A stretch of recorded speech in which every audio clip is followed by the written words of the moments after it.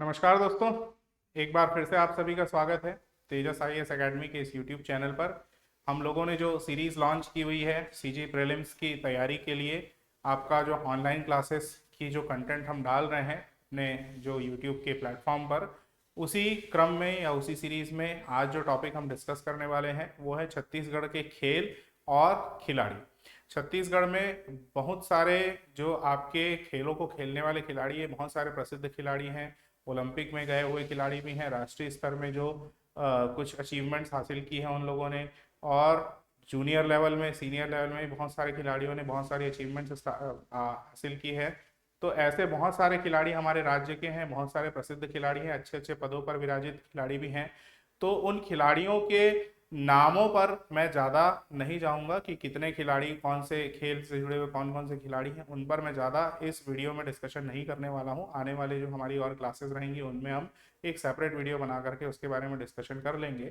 फिलहाल जो मेरा फोकस है इस वीडियो में वो है छत्तीसगढ़ के जो पारंपरिक खेल होते हैं।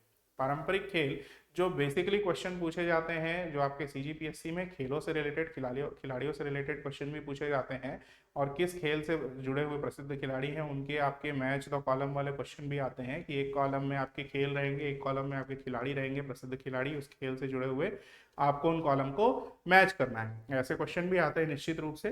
पर मेरा जो फोकस है वो चीज़ें मैं डिस्कस करूंगा, आने वाले जो वीडियोज हैं उनमें डिस्कस करूंगा। बट मेरा फिलहाल जो फोकस है इस वीडियो में वो छत्तीसगढ़ के जो पारंपरिक खेल हैं, जिनके बारे में बहुत सारे हमारे जो बच्चे हैं ग्रामीण अंचल के वो जानते हैं, बट शहरी क्षेत्र के जो बच्चे हैं उनको इसके बारे में नॉलेज है या नहीं भी है, वो चीज़ों को मैं थोड़ा सा अपडेट करने की कोशिश करूंगा। कुछ फैक्ट्स हम देखेंगे, और खेल से रिलेटेड जो सम्मान है, जो पुरस्कार राज्य सरकार देती है, उसके बारे में थोड़ी सी हम इस वीडियो में चर्चा करने वाले हैं। ठीक है, तो आइए इस वीडियो को कंटिन्यू करते हैं। मुझे पूरी उम्मीद है कि इस वीडियो को देखने में आपको काफ़ी मज़ा आने वाला है। तो शुरू करते हैं छत्तीसगढ़ के खेल और खिलाड़ियों के बारे में। ठीक है, तो देख सकते हैं छत्तीसगढ़ के खेल और खिलाड़ी। महत्वपूर्ण तथ्य पहले हम कवर कर लेते हैं, इंपॉर्टेंट फैक्ट्स को हम पहले कवर कर लेते हैं। सबसे पहले ये देख लीजिए कि छत्तीसगढ़ में जिस प्रकार से हमने इससे जो प्रीवियस वीडियो था जिसमें हम परिवहन और संचार की बात कर रहे थे, तो परिवहन में हमने देखा था कि राष्ट्रीय राजमार्ग जो होते हैं, उन राष्ट्रीय मार्गों के रख रखाव के लिए भारतीय राष्ट्रीय राजमार्ग प्राधिकरण की स्थापना की गई। ठीक है, उसका जो केंद्र था वो कहाँ पर था, आपका रायपुर में स्थापित हुआ था। तो उसी प्रकार से खेलों के विकास के लिए, ठीक है, खेलों के विकास के लिए और खिलाड़ियों को एक प्लेटफॉर्म प्रोवाइड करने के लिए, एक मंच प्रदान करने के लिए या उनको सक्षम प्रदान करने के लिए क्या है, भारतीय खेल प्राधिकरण का जो है वो गठन किया गया है। तो उसके प्रशिक्षण केंद्र होते हैं, अलग अलग राज्य में स्थित होते हैं।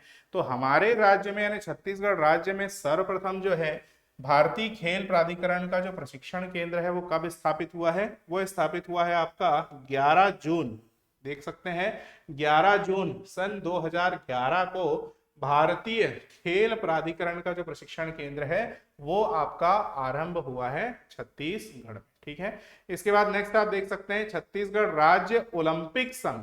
ठीक है, ओलंपिक जो प्रत्येक 4 वर्ष में आयोजित होता है, विश्व के जो ज्यादातर देश हैं इस खेल महोत्सव में भाग लेते हैं।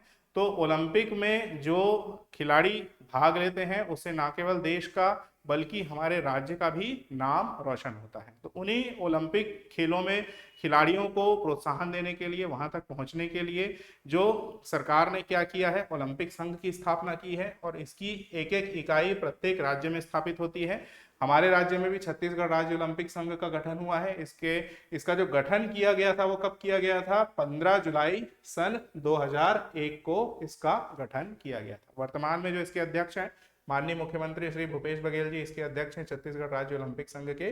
तो इसका प्रथम जो गठन हुआ था वो कब हुआ था, ये हुआ था आपका 15 जुलाई सन 2001 को। इसके बाद आप देख सकते हैं नेक्स्ट जो फैक्ट है हमारे पास वो क्या है, छत्तीसगढ़ की खेल राजधानी, ये जो संज्ञा दी गई है किस शहर को दी गई है, ये दी गई है भिलाई को। यानी भिलाई में खेलों की परंपरा इतनी ज्यादा विकसित है, खेल और खिलाड़ी जो है यहाँ पर इतने ज्यादा विकसित अवस्था में है कि यहाँ पर ये जो शहर है इसको क्या नाम दे दिया गया है, छत्तीसगढ़ राज्य की खेल राजधानी का नाम दे दिया गया है। फिर इसके बाद आप देख सकते हैं छत्तीसगढ़ की जो प्रथम फुटबॉल अकादमी, ठीक है, फुटबॉल का जो खेल है उसके विकास के लिए फुटबॉल अकादमी की स्थापना की जा रही है। तो कहां पर हो रहा है? छत्तीसगढ़ में प्रथम फुटबॉल अकादमी अकादमी की जो स्थापना है वो कहां पर हो रही है?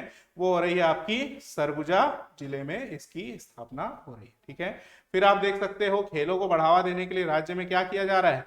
खेल विश्वविद्यालय की भी स्थापना की जा रही है। तो खेल विश्वविद्यालय की स्थापना कहाँ की जा रही है? प्रथम जो खेल विश्वविद्यालय है छत्तीसगढ़ में वो कहाँ पर स्थापित हो रहा है? राजनांदगांव जिले में स्थापित हो रहा है।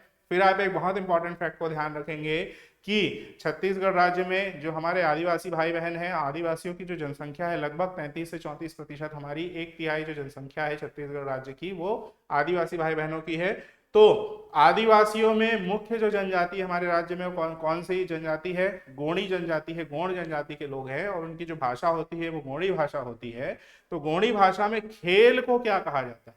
खेल को गोंडी भाषा में कहा जाता है कर्सना। ध्यान देंगे, गोंडी भाषा में खेल को कहा जाता है कर्सना। तो ये कुछ बेसिक फैक्ट्स थे आपके। क्या क्या फैक्ट्स थे आपके? भारतीय खेल प्राधिकरण की स्थापना कब हुई? राज्य ओलंपिक संघ की स्थापना कब हुई? छत्तीसगढ़ की खेल राजधानी किसे कहा जाता है? प्रथम फुटबॉल अकादमी की स्थापना कहाँ की जानी है? प्रथम खेल विश्वविद्यालय की स्थापना कहाँ की जानी है? और गोंडी भाषा में खेल को क्या कहा जाता है? ये कुछ बेसिक फैक्ट्स थे हमारे किससे रिलेटेड? खेल से रिलेटेड।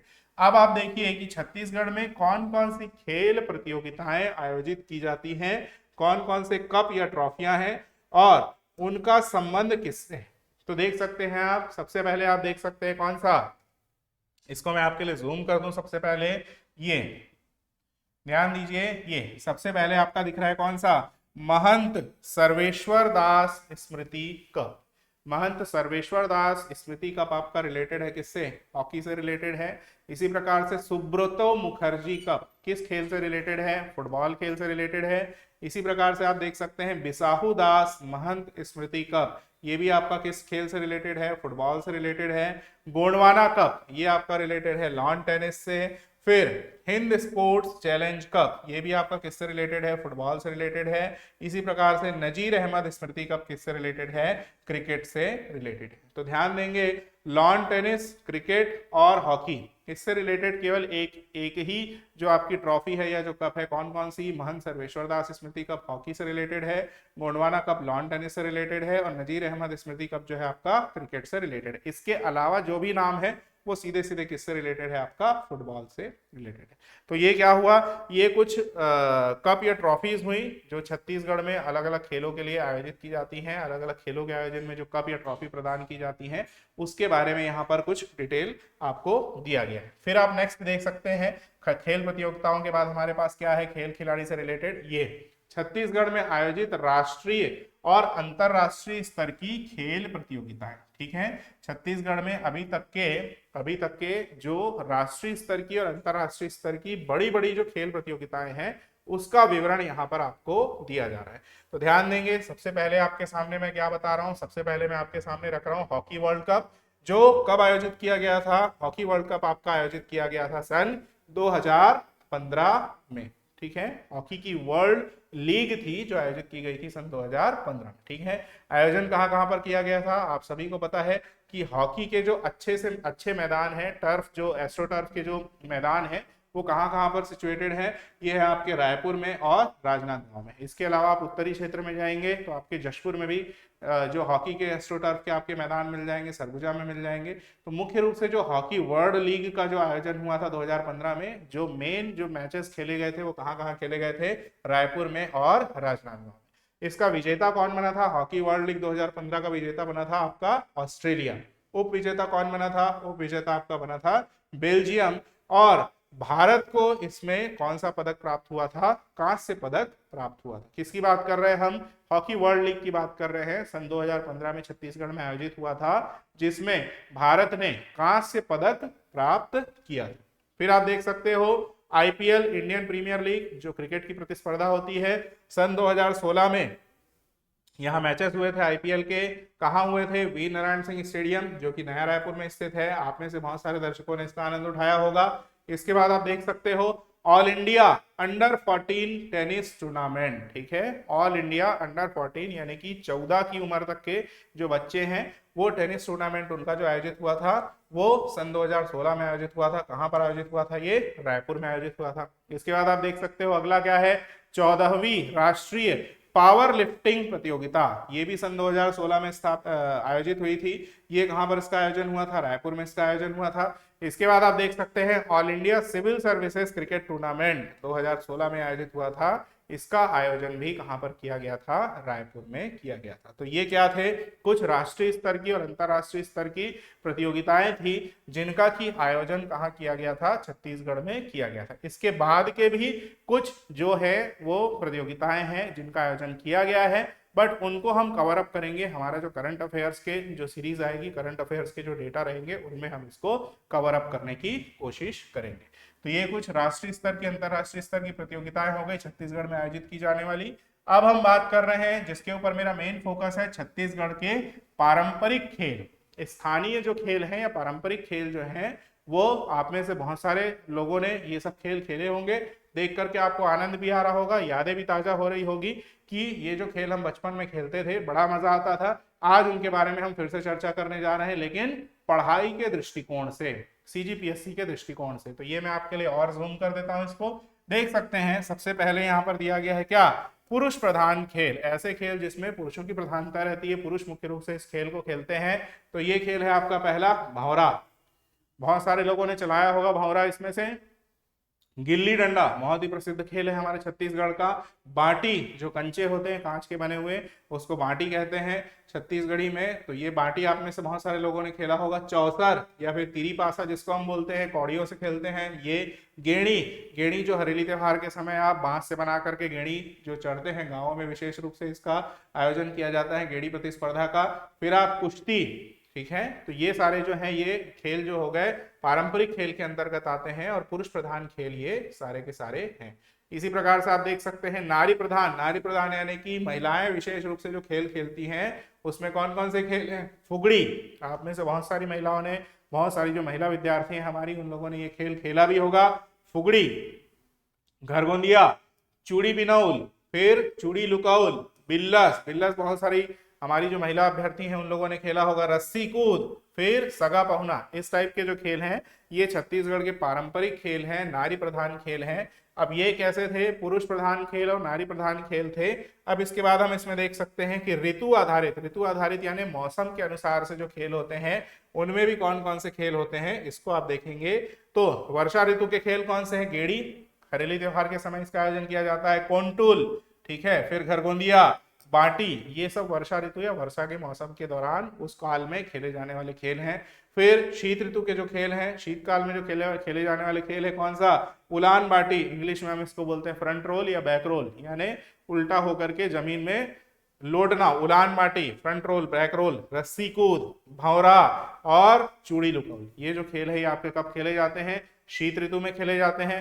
फिर आप देख सकते हैं ग्रीष्म ऋतु के खेल। ग्रीष्म ऋतु में कौन सा खेल है? गोटा, गोटा बहुत सारे लोगों ने खेला होगा आप में से।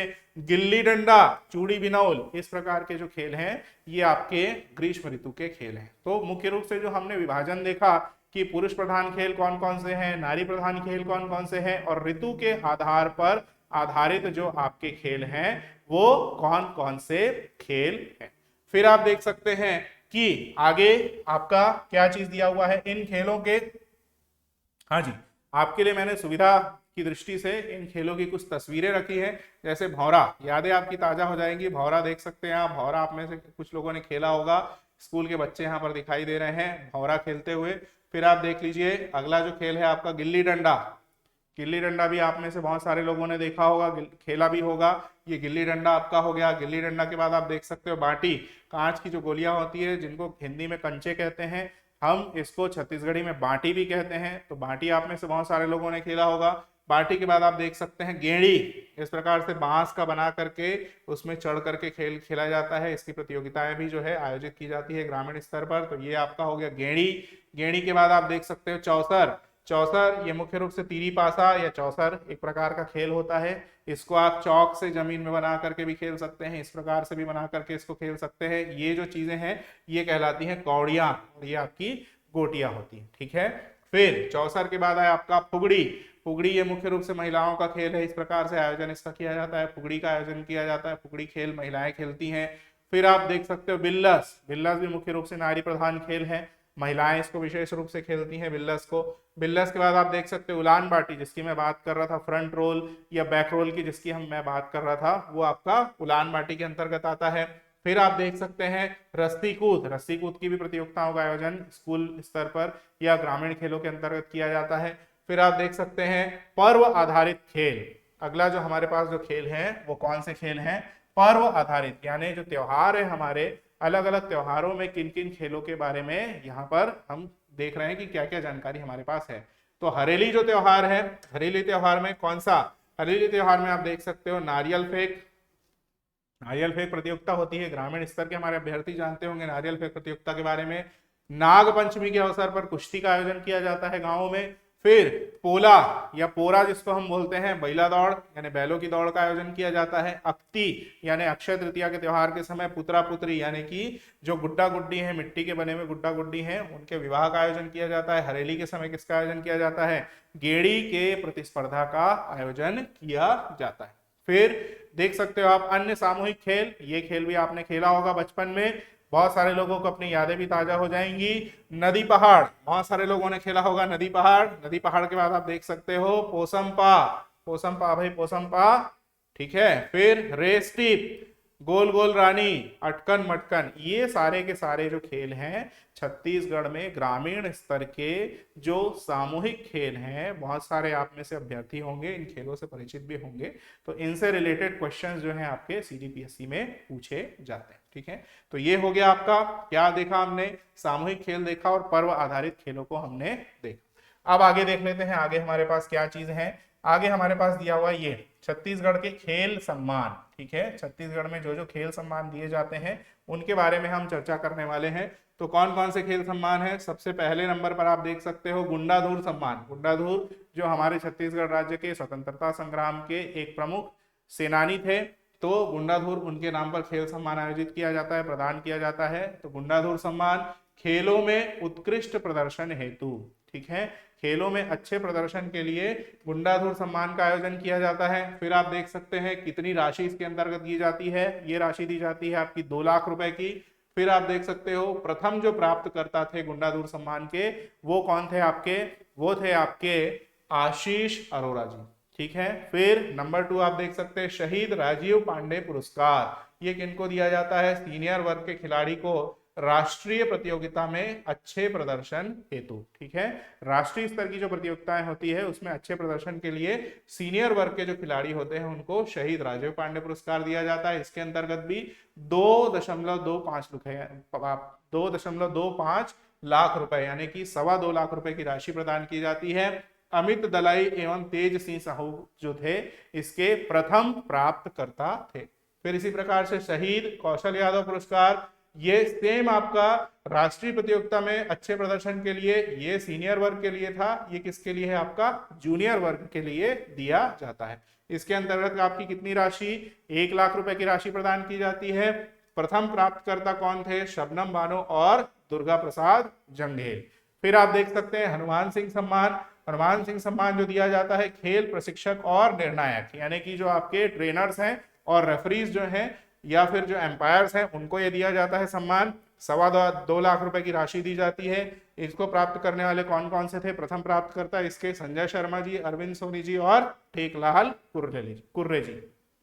फिर आप देख सकते हैं प्रवीर चंद्र भंजदेव सम्मान, ये आपका दिया जाता है तीरंदाजी के क्षेत्र में। फिर आप देख सकते हैं शहीद विनोद चौबे सम्मान, ये आपका दिया जाता है खेल के क्षेत्र में life time achievement award. Life time achievement यानी कि संपूर्ण जीवन काल में जो आपका